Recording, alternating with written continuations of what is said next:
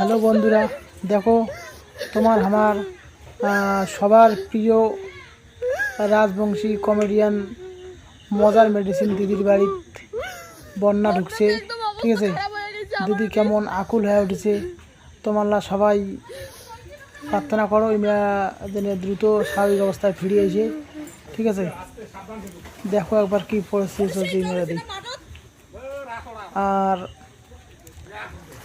মজার মেডিসিন দিদি সাথে গোটা উত্তরবঙ্গবাসী বন্যা কবলিত এলাকা যারা যারা আছেন সবাই ভালো থাকবেন, সুস্থ থাকবেন।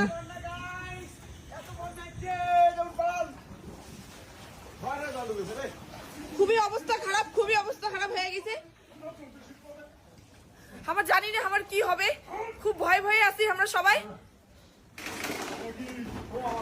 বাড়ির সামনের পরিস্থিতি আর অল্প ছুঁই তাহলে আমার ঘরে জল ঢুকে যাবে।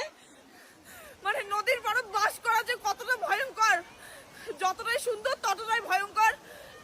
আমরা খুবই টেনশনে আছি, মুই তোমাকে সবকিছু আপডেট দিতে থাকি। এই যে দেখো আমার বাড়ি নদীর পাড় থেকে সব থেকে বেশি উঁচু, আমার বাড়িতে বেশি জল ঢুকছে।